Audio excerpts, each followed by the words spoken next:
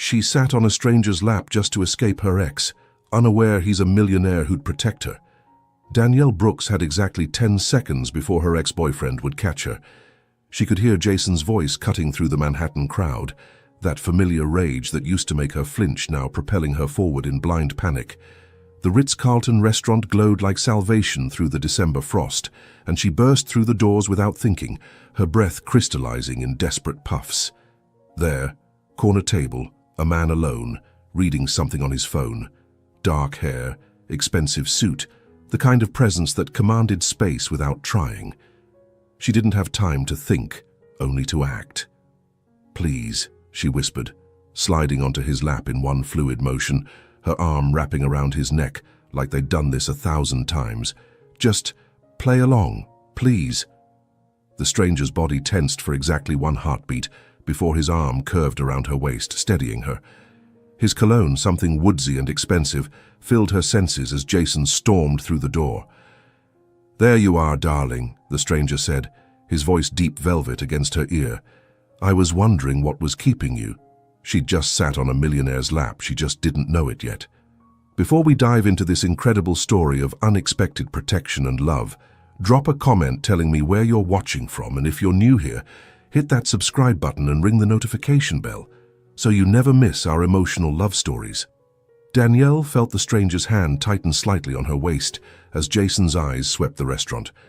Her ex-boyfriend stood in the doorway like a storm cloud, his face flushed from cold and anger, scanning every table with the intensity of a predator. The restaurant was packed with New York's elite.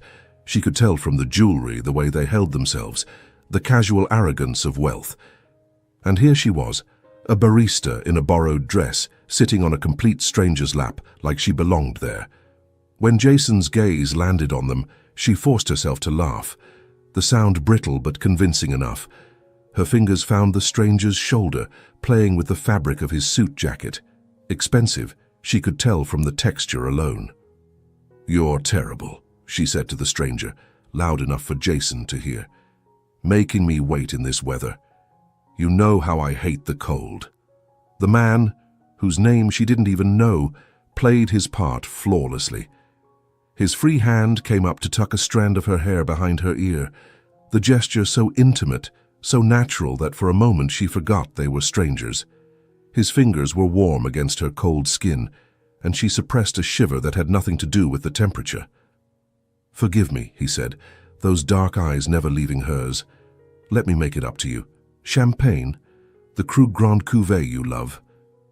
The casual mention of champagne that probably cost more than her rent made Jason take a step back. She saw the uncertainty flicker across his face.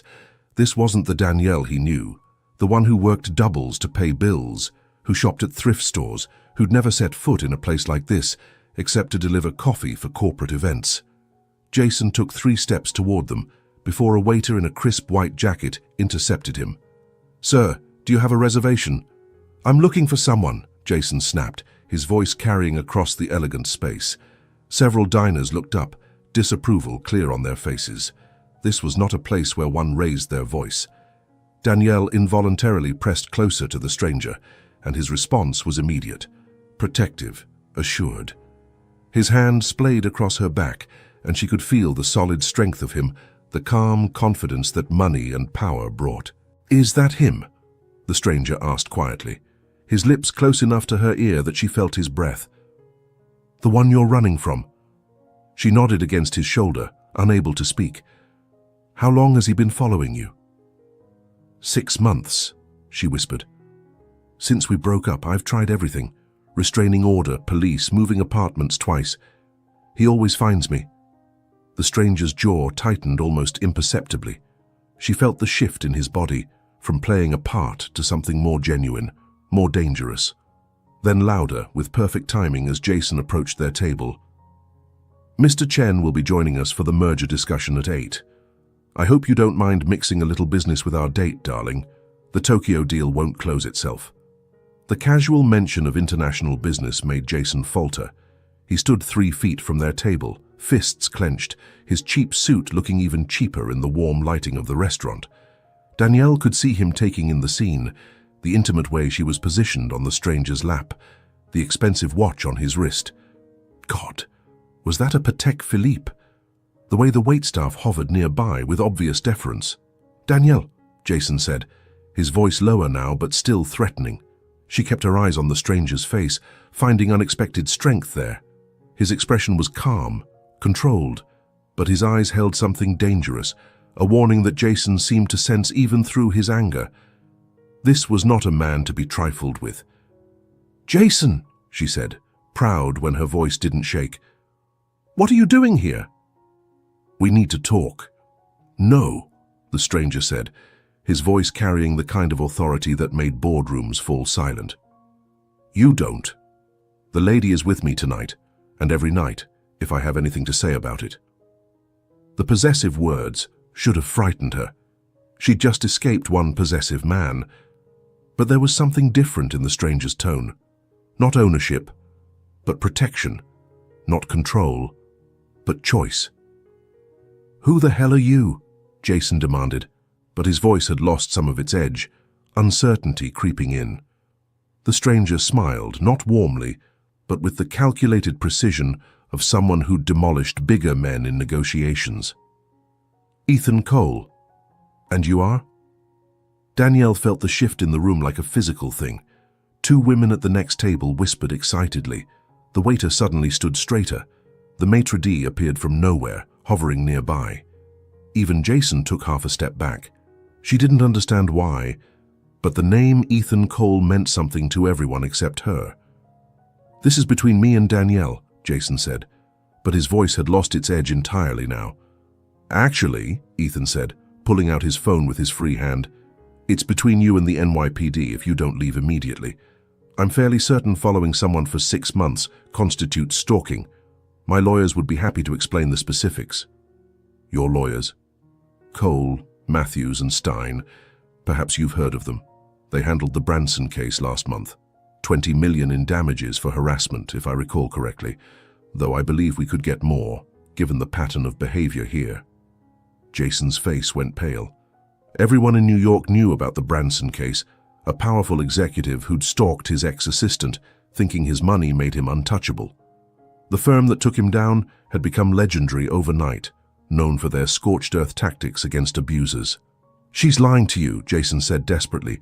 "Whatever she told you, what she told me," Ethan interrupted, his voice dropping to something lethal, "is that you've been terrorizing her for 6 months, that she's had to upend her entire life to escape you, that you've cost her jobs, apartments, and peace of mind. Would you like to dispute any of that in court?" "This isn't over," Jason said to Danielle, but he was already backing away. "Yes," Ethan said simply, finally, "it is. And if I see you within 500 feet of her again, you'll discover just how vindictive I can be. I've destroyed Fortune 500 companies for fun, Mr. Thorne," Jason supplied automatically. "Mr. Thorne, imagine what I could do to you if I'm motivated. And trust me, keeping Danielle safe is incredibly motivating." Jason lingered for another moment, his eyes burning with rage and something else. Fear, maybe. Real fear. Then he turned and stormed out, the door slamming behind him with enough force to make the crystal chandelier tinkle. Danielle stayed frozen on Ethan's lap for another moment, suddenly hyper-aware of every point of contact between them. His hand on her waist, her arm around his neck, the solid warmth of him beneath her. Her heart was racing, but she couldn't tell if it was from fear or something else entirely. The entire restaurant seemed to be watching them, and she could hear whispers starting at nearby tables. "He's gone," Ethan said gently. "You're safe." She scrambled off his lap, face burning with embarrassment. Her legs were shaking and she had to grab the edge of the table to steady herself. "I'm so sorry, I can't believe God, I literally just sat on you. I don't even know you." "Sit," he said, gesturing to the chair across from him. "Please, you're shaking." She was. Adrenaline was abandoning her system, leaving her trembling and slightly nauseous. She sank into the chair, wrapping her arms around herself, trying to process what had just happened. The maitre d' appeared with a cashmere shawl, draping it around her shoulders without being asked. "Thank you," she whispered to Ethan. "I didn't know what else to do.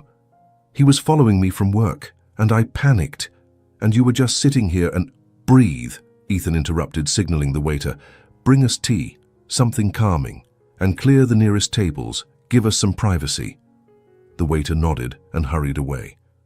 Within moments, the tables around them were being diplomatically cleared, diners relocated with complimentary champagne, and apologies for the inconvenience.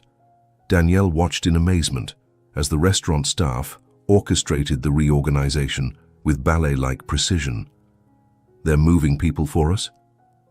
"They're moving people for you," Ethan corrected. "You've had a shock. You need space." "This must be costing a fortune." "Money is just money. Your safety and comfort are priceless." The tea arrived, a whole service with delicate china and small pastries she hadn't ordered. Danielle wrapped her hands around the cup gratefully, letting the warmth seep into her still trembling fingers. The tea smelled like jasmine and something else, something calming. "I'm Ethan," he said, though she'd already heard him tell Jason. "Though I suppose we should have exchanged names before you sat on me." Danielle Brooks." And again, "I'm mortified." "Don't be. It's the most interesting Friday night I've had in years." She studied him properly for the first time. Early 30s, she guessed. Impossibly handsome in that unfair way some men managed. Sharp jawline, perfect stubble, eyes that seemed to shift between brown and gold in the candlelight. His suit probably cost more than she made in 3 months, and his watch, definitely a Patek Philippe, she could see it clearly now, cost more than most people's cars. "You handled that like you deal with stalkers every day," she said. "I deal with bullies in expensive suits every day. Your ex is just a different variety, less sophisticated, more desperate. Those are often the most dangerous." "Those women at the next table seem to know who you are. The entire staff certainly does." "Probably." "Should I know who you are?" He smiled. A real smile this time, not the calculated one he'd given Jason. It transformed his face, making him look younger, less intimidating. "I hope not. I prefer when people don't. But you're someone important." "Important is relative. I'm successful in business. That makes me important to some people, invisible to others. I prefer the latter, honestly." "Well, Mr. Mysterious Ethan Cole, you probably saved me from a very ugly scene. Possibly worse. Jason doesn't usually back down that easily." "How long were you together?" The question was gentle, curious rather than prying. Danielle found herself answering honestly, something about his steady presence making her feel safe enough to share. 2 years. It started beautifully. He was charming, attentive, everything you want. We met at a marketing conference. I was presenting on digital strategies for small businesses, and he approached me afterward. Said he was impressed by my ideas, wanted to hear more over coffee. She laughed bitterly. I should have known it was too good to be true. What happened? The attention became possession. Slowly, so slowly I didn't notice at first. He'd get upset if I worked late, said I was choosing my career over him. Then it was my friends. They were bad influences, trying to break us up. My family lived too far away, took too much of my time when I visited. Every piece of my life that wasn't about him became a threat. Ethan listened without interrupting, his dark eyes focused entirely on her. It was intense, being the subject of that complete attention. The controlling got worse, she continued. He'd check my phone, accuse me of cheating if I talked to any man, even the 70-year-old security guard at my office. He'd show up at my work unexpectedly, cause scenes if I was in a meeting with male colleagues. I lost a promotion because of his behavior. And you tried to leave? 3 times. The first time he convinced me he'd change, went to therapy for exactly 2 sessions before declaring himself fixed. The second time, he threatened to kill himself. I stayed another 6 months out of guilt. And the third time? He hit me. She said it simply, matter-of-factly, but Ethan's knuckles went white around his water glass. Just once. Backhanded me during an argument about my working late. But once was enough. I finally saw what everyone had been trying to tell me.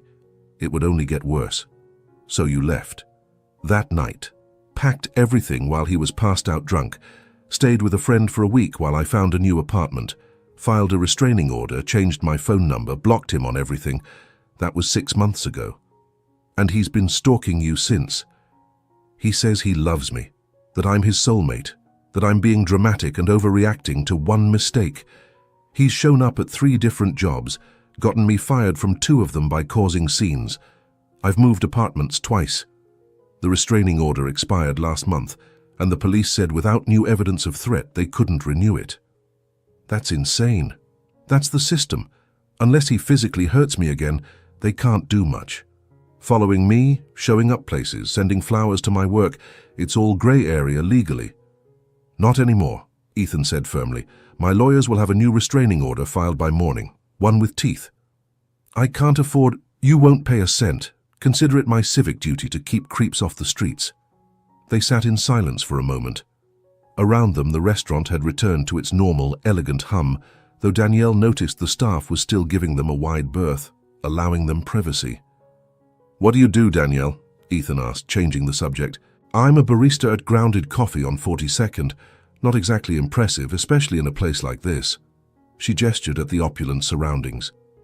But it pays the bills, while I figure out what's next. You mentioned a marketing conference. You were in marketing. Digital marketing specifically. I was good at it too. Had just gotten promoted to senior analyst at Morrison Associates when everything fell apart with Jason. She shrugged. Starting over is harder than people make it sound. References are complicated when you had to leave jobs because of a stalker. I imagine it is. What about you? What does the mysterious Ethan Cole do that makes restaurant staff treat him like royalty? Technology, software development primarily. Very boring stuff. Something about the way he said it suggested it was anything but boring. But she didn't push. He'd earned his secrets by playing along with her desperate charade. The waiter appeared with menus and Danielle nearly choked at the prices. The appetizers cost more than her weekly grocery budget. The entrees were marked with market price, which she knew meant, if you have to ask, you can't afford it. Order whatever you want, Ethan said, apparently reading her expression. Consider it combat pay for that performance. I really shouldn't. When's the last time you had a proper meal? The question was gentle, but perceptive. She'd been living on ramen and coffee shop leftovers for months, every penny saved in case she needed to run again. Her silence was answer enough. Order, he said firmly. Please, you've had a shock and you need food. She ordered the salmon, trying not to think about the cost. Ethan ordered steak and they fell into surprisingly easy conversation. He asked about her marketing experience, really listening when she explained her ideas about digital strategies for small businesses. The problem is that most small businesses think they need to compete with big corporations on their terms, she explained, warming to her subject. But that's wrong. They need to find their niche, their unique voice. A bakery doesn't need to be Starbucks. It needs to be the place where everyone knows your name and your favorite pastry. Localized personalization versus mass market appeal, Ethan said, understanding immediately. Exactly. And digital marketing makes that possible in ways that weren't available even 5 years ago. Targeted social media, community engagement, storytelling that builds brand loyalty. She stopped, realizing she was rambling. Sorry, I get carried away. Don't apologize. Your passion is refreshing. Most people I meet are passionate about nothing except money. Money's nice, she said, then blushed. I mean, obviously I wouldn't know personally, but money's a tool, Ethan interrupted. Nothing more, nothing less. It can build or destroy, protect or imprison. It's all in how you use it. Their food arrived, and Danielle nearly gasped at the presentation. Her salmon looked like art, garnished with things she couldn't identify but that tasted amazing. She tried to eat slowly, casually, like she belonged here, but she was starving, and it was the best meal she'd had in months. You were right about the marketing strategies, Ethan said as they ate. Most businesses do try to be everything to everyone. It's why 90% of startups fail. You see a lot of startups in your work. I invest in some, mentor others, crush the competition of still others. He said the last part with a self-deprecating smile. The corporate world isn't always pretty, but it's successful for you. By one metric, yes. By others. He paused, seeming to consider his words. Success is relative. I have money, influence, respect in my field, but I eat most meals alone, work 18-hour days, and can't remember the last time I had a conversation that wasn't about profit margins or market penetration. Until tonight. Until tonight, he agreed, when a beautiful woman literally fell into my lap and reminded me there's a world outside conference rooms. Danielle blushed at being called beautiful. She knew she was attractive enough, pretty in a girl-next-door way, but sitting in this restaurant surrounded by women who looked like they'd stepped out of Vogue, she felt very ordinary. "Can I ask you something?" she said. "Of course." "Why didn't you push me off? Most people would have." A stranger suddenly sitting on them, obviously in distress, most people would have reacted badly. He considered the question, cutting his steak with precise movements. "You were scared, really scared, not drama scared. I know the difference." "How?" "My sister," he said after a pause. "She had an ex who wouldn't let go. It took 2 years and a lot of lawyers to make him stop. I learned to recognize that particular type of fear, the kind that comes from being hunted by someone who claims to love you." "Is she okay now?" "Married with 2 kids, lives in Boston, very happy." He smiled. "She'd like you. Because I randomly sit on strangers? Because you're resourceful under pressure? Because you're surviving something that breaks most people? Because you haven't let it make you bitter? You don't know that. Maybe I'm incredibly bitter. Bitter people don't light up when talking about helping small businesses find their voice. Bitter people don't apologize for their passion. Bitter people don't worry about the cost of dinner when they've just escaped their stalker." She didn't know what to say to that, so she focused on her food. They ate in comfortable silence for a while, and Danielle found herself relaxing for the first time in months. She felt safe here, with this stranger who'd protected her without question. "Tell me about your sister," she said eventually. "Elizabeth." "Lizzie. She's 3 years older, bossy, brilliant, and the only person in the world who can make me feel like an idiot with a single look." His affection was obvious. "She's a pediatric surgeon at Boston Children's, saves lives daily and still finds time to terrorize me about my personal life." "What does she terrorize you about?" "Working too much, dating the wrong women, not dating at all, living in what she calls a serial killer apartment, all white and chrome with no personal touches." "Is she right?" "Probably, almost certainly about the apartment. I bought it furnished and haven't changed a thing in 3 years." 3 years is a long time to live somewhere without making it yours," Danielle observed. "I travel constantly. The apartment is more of a landing pad than a home. I'm there maybe 10 nights a month." "That sounds lonely." "It's efficient." He paused. "But yes, lonely." They talked through dessert, which he insisted on, through coffee, through a second round of coffee. The restaurant gradually emptied around them, but the staff made no move to hurry them. Danielle found herself telling him things she hadn't told anyone, about growing up with a single mom who worked 3 jobs, about putting herself through NYU on scholarships and loans, about the dreams she'd had before Jason made her world small. "I wanted to start my own agency," she admitted. "Digital marketing for small businesses who can't afford the big firms. Help the little guys compete. I had it all planned out. I'd saved almost enough for startup costs, had potential clients lined up, even found the perfect little office space in Brooklyn. What happened to the plans? Jason happened. He said it was too risky, that I should be grateful for my stable job. Then when he got me fired from that stable job, he said it was a sign I should focus on us instead of my career." She laughed bitterly.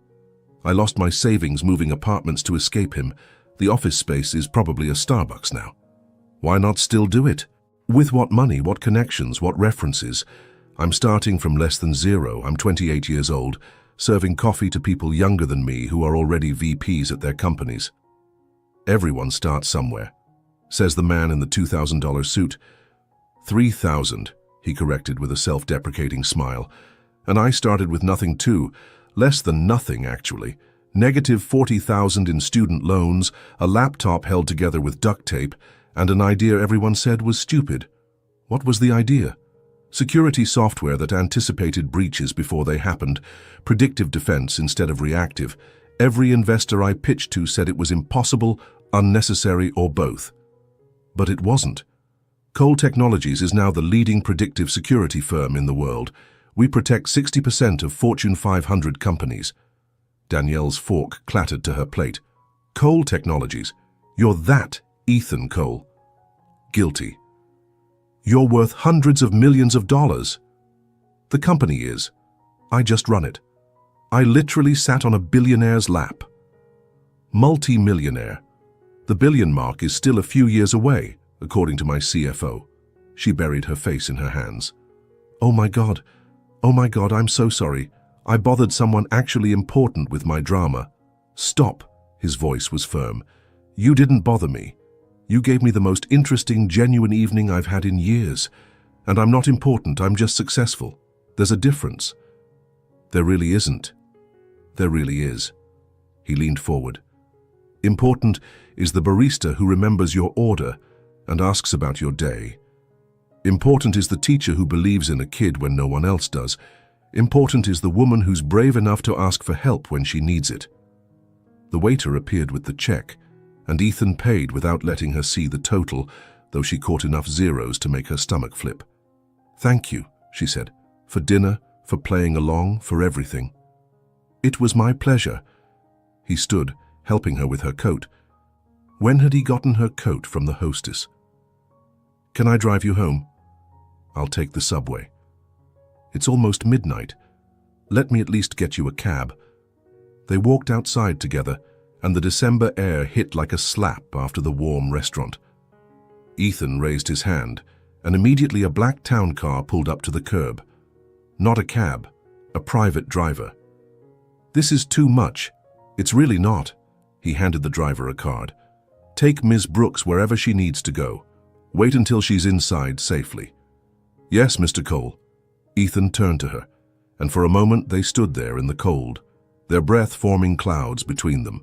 The city lights reflected in his dark eyes, and Danielle felt something shift in her chest, something she hadn't felt in so long she'd forgotten what it was called. Will you be okay? Thanks to you, yes. He might come back. I know. He pulled out his phone. Give me your number. Ethan. Not for that. Well, not just for that. He smiled. If Jason bothers you again, call me, anytime. She entered her number into his phone, and he immediately texted her so she'd have his. This is crazy, she said. You don't even know me. I know enough. What do you know? I know you're brave enough to ask for help when you need it, smart enough to escape a bad situation, strong enough to start over, passionate about helping others succeed. He paused. And I know I'd like to see you again under less dramatic circumstances. You want to see me again? Very much. I'm a mess, Ethan. My ex is a stalker. I'm broke. I'm working a job I'm overqualified for, and I literally jumped on you like a crazy person. And yet this has been the best evening I've had in years. She searched his face for signs of insincerity, the polished lines men like him must use constantly. But his expression was open, honest, maybe even vulnerable. Coffee? She suggested. Tomorrow I make an excellent cappuccino. It's a date. She climbed into the car, looking back to see him standing on the sidewalk, hands in his pockets, watching to make sure she left safely. As the car pulled away, she pulled out her phone and Googled him properly. CEO of Cole Technologies, net worth estimated at $400 million. Featured in Forbes' 30 under 33 years running. Notoriously private. Rarely photographed. The pictures that did exist showed him at tech conferences and charity galas, always alone, always serious. One article called him the Wolf of Tech Street for his ruthless business tactics. Another praised his innovative approach to security. A gossip blog speculated about his love life, noting he'd been single since his broken engagement to a senator's daughter 2 years ago. She'd sat on one of the most eligible bachelors in New York's lap, and he wanted to have coffee with her. Her phone buzzed, a text from Ethan. Thank you for trusting me tonight. Sweet dreams, Danielle. She smiled despite herself, typing back, Thank you for catching me when I fell. Literally. His response was immediate. Always. When she got home to her tiny studio in Queens, there was a package waiting outside her door. Her name was on it, but no return address. Her blood ran cold. Jason had left gifts before. But when she opened it, carefully, ready to run if necessary, she found an expensive phone inside with a note. "Your stalker might have your current number. This one is secure, encrypted, and has my number programmed. Use it if you need anything." She stared at the phone, the latest model, one she'd admired but could never afford. He'd somehow had it delivered in the hour since they'd parted. The man was efficient, she'd give him that. Another text came through on her old phone from Ethan. "The package is from me. Should have warned you, sorry, didn't mean to scare you." She texted back from the new phone. "How did you know I'd be scared?"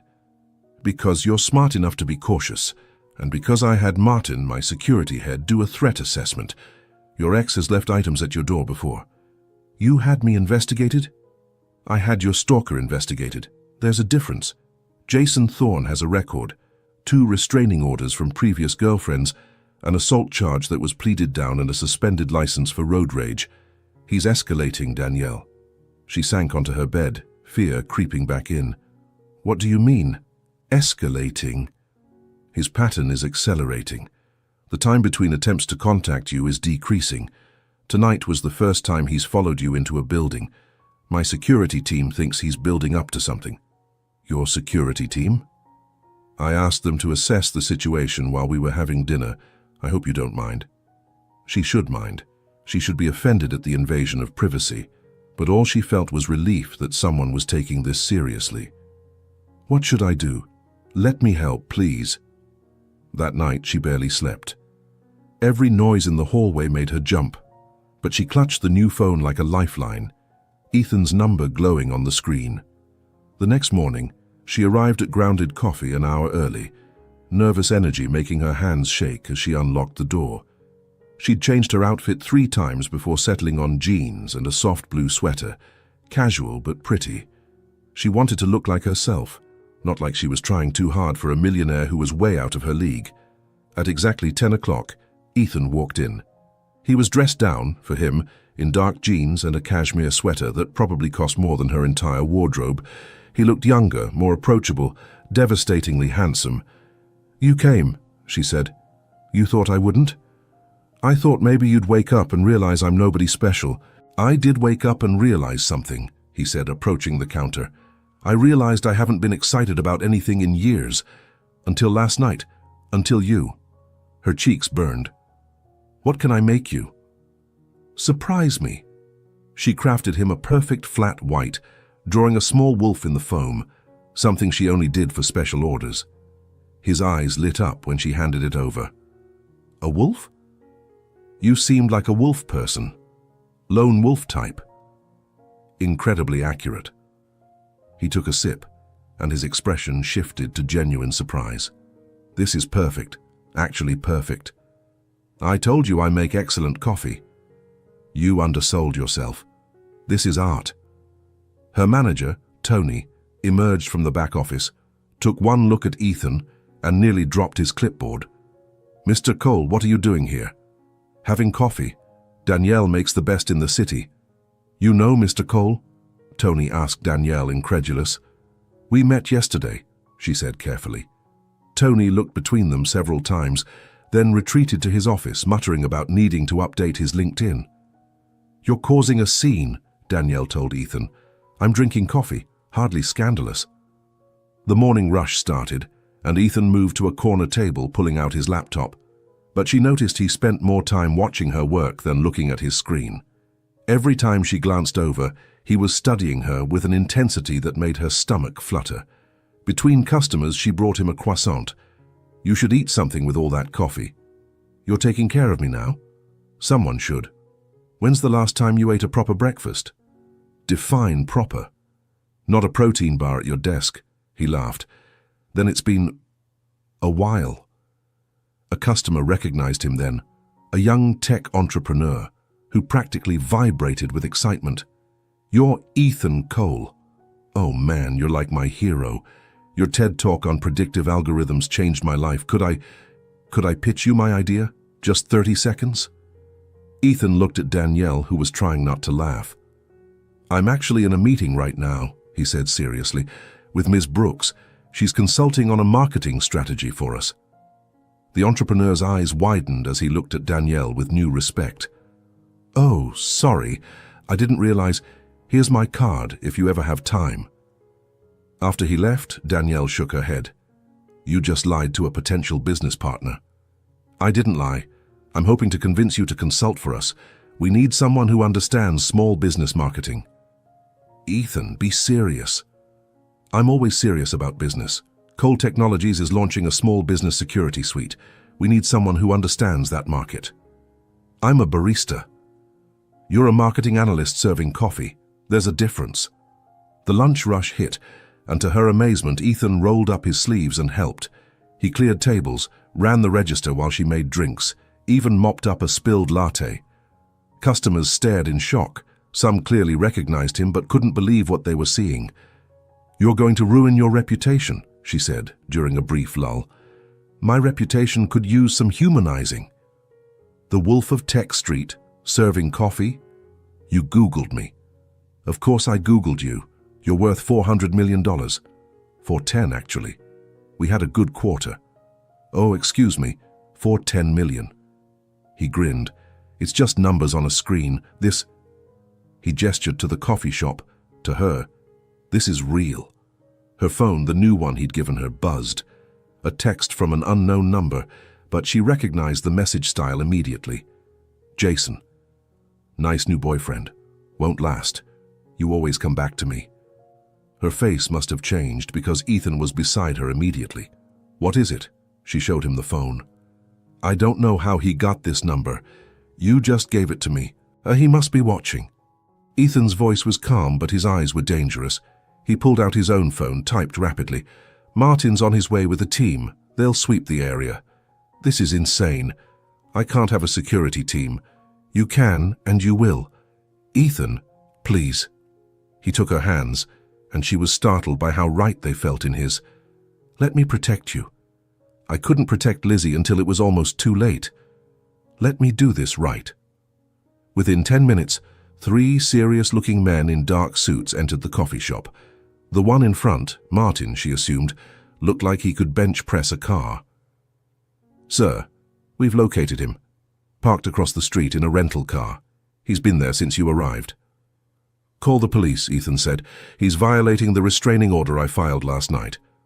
"Already done, sir. They're en route." Through the window, Danielle watched Jason being arrested, his face contorted with rage as he screamed something she couldn't hear. She should feel victorious, but all she felt was tired. "It's not over," she said quietly. "He'll make bail. He always does." "Not this time," Ethan said. "My lawyers found 2 other women he's stalked. They're pressing charges. Combined with violating the new restraining order, he's looking at serious jail time." "You did all that since last night?" "I don't sleep much." Tony appeared, looking between the security team, the police cars outside, and Ethan. "Danielle, take the rest of the day, actually take the week, paid." "Tony, I can't." "You can. Mr. Cole's assistant called this morning. Cole Technologies wants to hire you as a consultant. If we give you the time off you need, they'll provide cybersecurity for the shop for free." He looked at Ethan with something like awe. "That's a $50,000 value." "Ethan!" Danielle turned to him, shocked. "You can't just—" "I can, and I did. The offer's legitimate. We really do need a small business marketing consultant. The fact that it helps you is just a bonus." She wanted to be angry at his high-handedness, but the relief was too overwhelming. "I don't know what to say." "Say yes. To the consulting. To dinner tonight.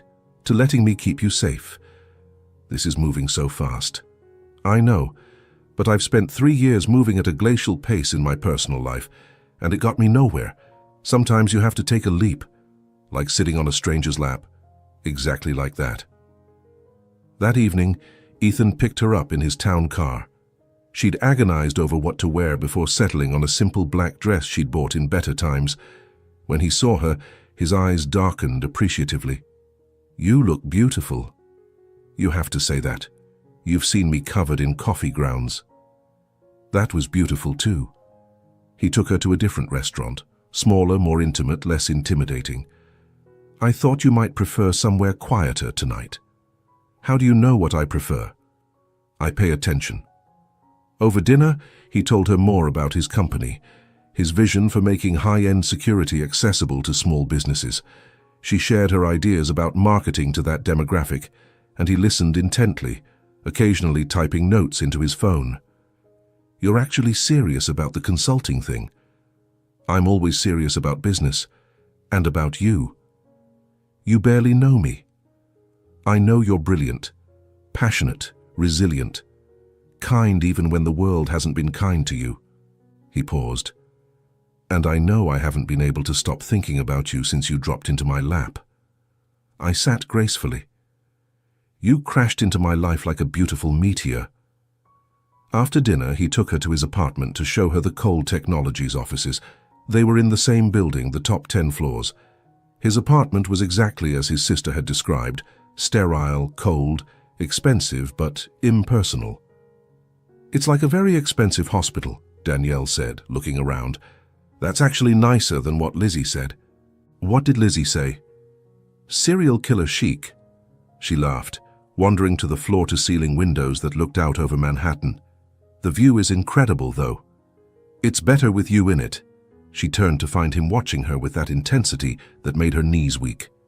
Ethan, I know, too fast, but I can't help how I feel.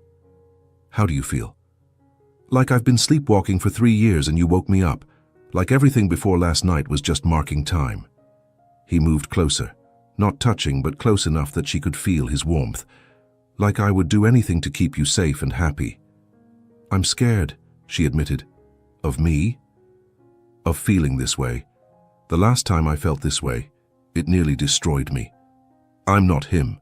I know, that's what scares me more. You could hurt me worse because you're... you. I would never, not on purpose. But Ethan, you're you and I'm me. You're brilliant and successful and gorgeous. I'm a barista with a stalker and a studio apartment in Queens. You're a marketing genius temporarily serving coffee. You're a survivor who's about to rebuild her empire. You're the woman who changed my life by asking for help. He kissed her then, soft and careful, giving her every opportunity to pull away. She didn't. Instead, she melted into him, feeling safer than she had in years. When they pulled apart, she was breathless. This is crazy. The best things usually are. What happens tomorrow? Tomorrow, you start consulting for Cole Technologies. We work together on the small business initiative. We have dinner. We see where this goes. And if it doesn't work? Then at least we tried. But Danielle, he cupped her face gently. I have a feeling about this, about us. What kind of feeling? The kind that makes me want to redesign my entire life to include you in it. 3 months later, Danielle stood in the Cole Technologies conference room, presenting her marketing strategy to a room full of executives. She'd been consulting for 2 months, but this was her first major presentation. Ethan sat at the head of the table, his expression professionally neutral, but she could see pride in his eyes. The small business market isn't just about reduced pricing, she explained, clicking through her slides. It's about understanding their unique pain points. They don't need enterprise-level solutions. They need protection that grows with them. Our campaign should focus on partnership, not just service. What's the projected ROI? Asked the CFO, a stern woman named Patricia. Based on my analysis, implementing this strategy could capture 15% of the untapped small business market within the first year. That's approximately $200 million in new revenue. The room went quiet. Patricia's eyebrows rose. That's ambitious. It's realistic if we execute properly. I've identified 3 key market segments, Danielle continued, feeling more confident with each slide. After the presentation, the executives filed out, most looking impressed. Patricia stopped beside her. That was excellent work, Ms. Brooks. Ethan was right about you. When they were alone, Ethan pulled her into his arms. You were brilliant. I was terrified. It didn't show. You commanded that room like you'd been doing it for years. I had a good teacher. She'd been working with Ethan every evening, practicing her presentation, refining her strategy. Their work sessions usually ended with dinner, sometimes with her staying over. His apartment was slowly becoming less sterile. Throw pillows she'd bought, photos from their adventures, her coffee maker in his pristine kitchen. "Have dinner with me tonight," he said. "Somewhere special. More special than usual. Significantly more special." That evening, he took her to a private rooftop garden overlooking Central Park. It was just them, fairy lights, and a table for two under the stars. "Ethan, this is too much." "Nothing is too much for you." He pulled out her chair. "Besides, we're celebrating." "The presentation?" "That and something else." He handed her an envelope. Inside was a business registration form. Brooks Digital Consulting, LLC was printed at the top, along with an office address in the Cole Technologies building. "Ethan, before you object, it's not charity. You'll pay rent, reduced for the first year as a startup incentive we offer all new businesses. You've already got 3 clients lined up besides us. You're ready, Danielle." She stared at the papers. This was her dream, literally in her hands. "I don't know what to say." "Say yes. Take the leap." "What if I fail?" "Then you'll try again. But you won't fail. You're too smart, too determined." "How do you have such faith in me?" "Because I've watched you rebuild yourself from nothing. Because you took a minimum wage job and still found ways to practice your craft. Because you're the strongest person I know." She kissed him then, pouring all her gratitude and growing love into it. When they pulled apart, he was smiling. "So, that's a yes?" "That's a yes." They were interrupted by her phone, her old one, which she kept for work. It was Tony from the coffee shop. "Danielle, I'm sorry to call so late, but there's been an incident. Jason was here. He destroyed the shop. Windows, equipment, everything. The police are here." Her blood ran cold. "Was anyone hurt?" "No, it was after closing. But Danielle, he spray-painted something on the wall. About you." Ethan took the phone from her shaking hands. "Tony, this is Ethan Cole. Is the scene secure?" "Good, we're on our way." "And Tony, Cole Technologies will cover all damages and upgrades. You'll be operational by morning." In the car, Danielle stared out the window, tears streaming down her face. He's never going to stop. Even from jail, even with restraining orders. "Yes, he will." Ethan's voice was deadly calm. "This ends now." At the coffee shop, the damage was extensive. The windows were shattered, the espresso machine destroyed, tables overturned. On the wall, in red spray paint, "Danielle is mine." "He was out on bail from the last arrest," the detective explained. "We have him on camera doing this. With the vandalism and threats, he's looking at serious time now." "Not enough," Ethan said quietly. He pulled out his phone, made a call. "Marcus, I need you to buy something for me. Yes, now." "What are you doing?" Danielle asked. "Ending this. Marcus is buying Jason's company's debt. They're leveraged to the hilt. It'll take about an hour to gain controlling interest, then we're shutting them down." "Ethan, you can't destroy a company because—" "Watch me. He destroyed your peace of mind, your career, your sense of safety. Destroying his company is mercy compared to what I want to do." By morning, Jason's company was in bankruptcy. His assets were frozen pending lawsuits from former employees Ethan's lawyers had found, people Jason had harassed, cheated, or wronged. The man who'd terrorized Danielle was facing not just jail time, but complete financial ruin. "You didn't have to do that," Danielle said as they stood in the rebuilt coffee shop. Ethan's team had worked through the night. It was actually nicer than before. "Yes, I did. Nobody hurts you. Ever. You can't protect me from everything. I can try." She looked at this man who'd upended his entire life for her, buying buildings, destroying companies, rebuilding coffee shops. "I love you," she said suddenly. He froze. "What?" "I love you. I've been too scared to say it, but I do. You're nothing like I expected and everything I needed." He kissed her deeply, right there in the coffee shop, in front of Tony and the morning customers and everyone. When they pulled apart, he was grinning. "I love you too. Have since that first night. When I literally threw myself at you. When you trusted me enough to ask for help. 6 months later, Brooks Digital Consulting had 10 clients and 2 employees. Danielle had moved into Ethan's apartment officially, though she'd insisted on keeping her studio for a while, just in case.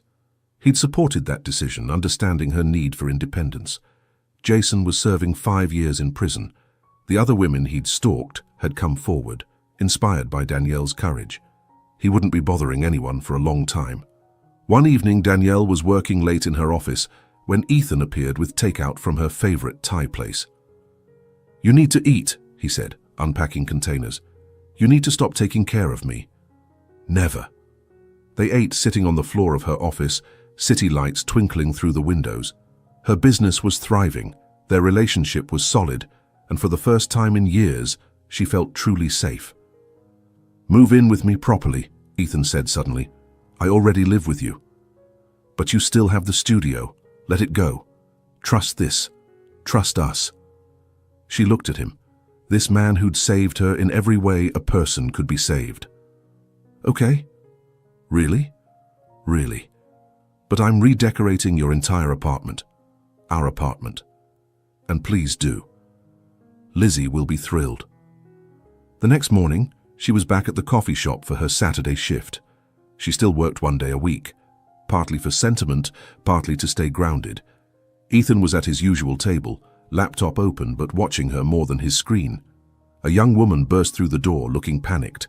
A man was following her, anger radiating from every step. Without thinking, Danielle stepped between them.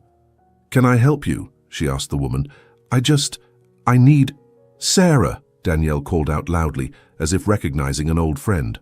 "Oh my God, it's been forever. Come here." She pulled the stranger behind the counter, whispered, "Play along, you're safe." The man hesitated at the doorway. Ethan stood, his presence suddenly filling the space. "There a problem here?" The man looked between Ethan and Danielle, seemed to recognize something in their united front, and left.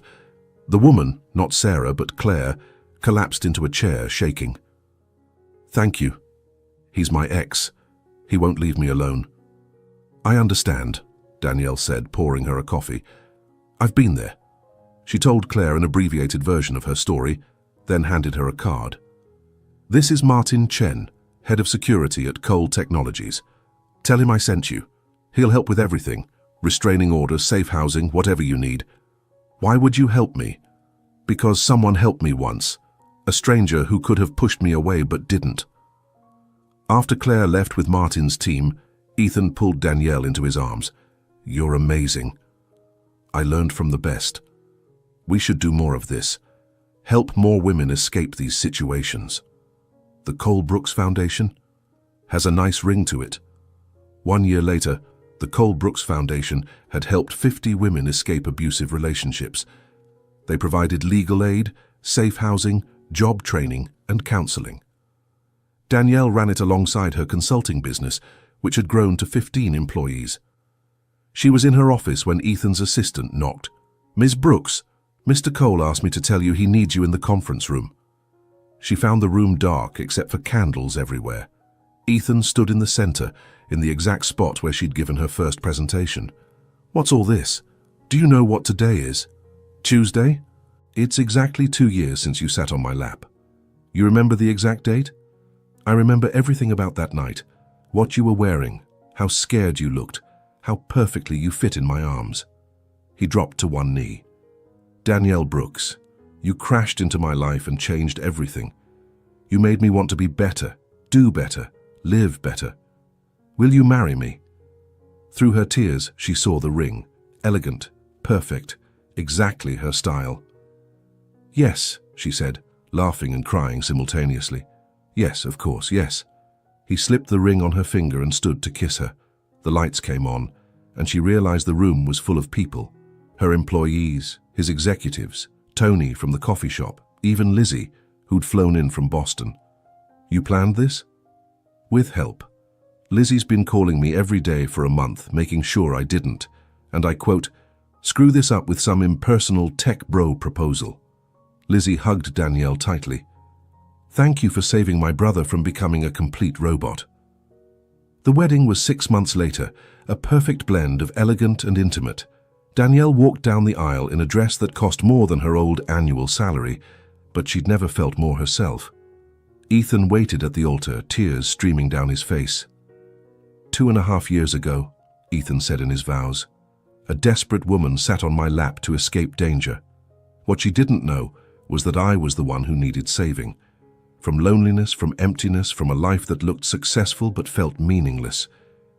You saved me, Danielle. Every day, you saved me.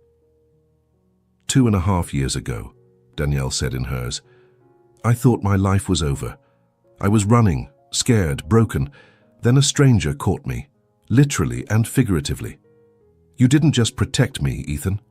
You helped me rebuild myself stronger. You showed me that asking for help isn't weakness. It's the bravest thing we can do. Their first dance was to At Last by Etta James. As they swayed together, Ethan whispered, Thank you for trusting me that night. Thank you for catching me. Always will. 5 years after that desperate night, Danielle stood in the coffee shop, which she now owned, having bought it from Tony when he retired. It was the flagship location for Grounded, which had become a chain of coffee shops that employed women escaping abusive situations. She was training a new barista, a young woman named Amy who'd come to them through the Colbrooks Foundation, when the door chimed. A regular customer walked in, an elderly man who'd been coming there for years. The usual, Mr. Patterson. Please. And Danielle. I wanted to thank you. For what? My granddaughter. She was in a situation like yours. The foundation helped her escape. She's safe now, starting college. Because of what you built. After he left, Amy asked, Is it true? The story about you and Mr. Cole? What story? That you sat on his lap to escape your ex? Danielle smiled. It's true. That's the most romantic thing I've ever heard. It didn't feel romantic at the time, it felt terrifying. But it worked out. It did, but not because it was meant to be, or fate, or any of that. It worked out because we chose to make it work. Every day we choose each other. That evening she came home to find Ethan cooking dinner, something he'd learned to do in the past few years. Their twin daughters, Sophie and Emma, were helping by making a mess with flour. Mommy! They ran to her, leaving floury handprints on her designer suit. How was your day? Ethan asked, kissing her hello. Good. The new Queens location is ahead of projections. The foundation helped 3 more women today. Oh, and Mr. Patterson's granddaughter is doing well. The one from last month? Yes, she's starting college. After the girls were in bed, they stood on their terrace looking out at the city. The apartment had been completely transformed. Warm, lived in, full of children's art and family photos. Do you ever think about it? Ethan asked. What would have happened if you'd chosen a different restaurant that night? Sometimes. But then I remember something. What? That maybe it wasn't random.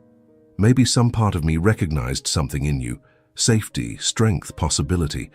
Maybe we were always meant to find each other. You believe in fate now? I believe in choices, and I choose you, every day. Even when I buy buildings without asking? Even then, she laughed. How many do you own now? Just the 12. Ethan, they're good investments, and they all house foundation services. She shook her head but smiled. This was her life. Married to a man who bought buildings like most people bought coffee, raising 2 beautiful girls, running successful businesses, helping women escape the situation she'd once been in, all because she'd sat on a stranger's lap one desperate December night. I love you, she said. I love you too. Thank you for sitting on me. Thank you for catching me. Always have, always will. Their story had become legend in their circle, the billionaire and the barista, the lap that launched a love story. But for them it was simpler. It was proof that sometimes the worst moments led to the best outcomes, that strangers could become saviors, that love could grow from the most desperate ground. Years later, when their daughters were teenagers, Sophie asked, Mom, how did you know Dad was the one? Danielle thought about it. I didn't. Not at first. I was just scared and desperate, and he was there. but he showed me every day that he was worth trusting, worth loving, worth building a life with. That's not very romantic, Emma complained. Real love rarely is at first, Ethan said, joining them. Real love is built on choices, on showing up, on trust earned over time. But the lap thing is pretty romantic, Sophie insisted. The lap thing was terrifying, Danielle corrected. The romance came later. Would you do it again? Emma asked. Danielle looked at Ethan, at their daughters, at the life they'd built from such a desperate beginning. Every time, she said, in every universe, I would always choose to sit on your father's lap. Gross, both girls said in unison, but they were smiling.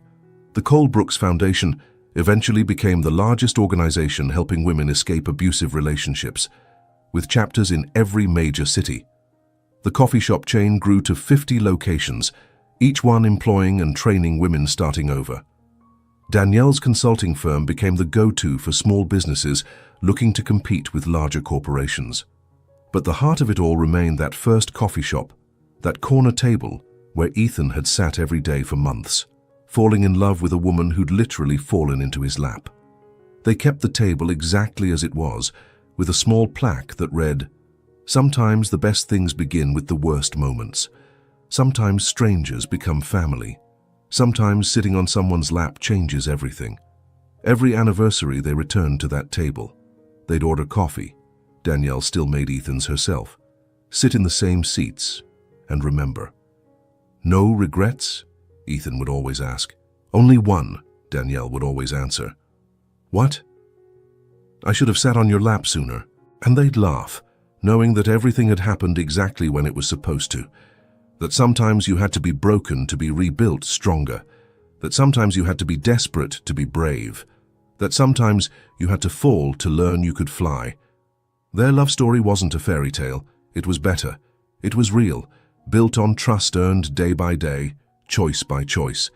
It was proof that love could grow from the rockiest ground, that protection could become partnership, that a desperate moment could become a lifetime of joy.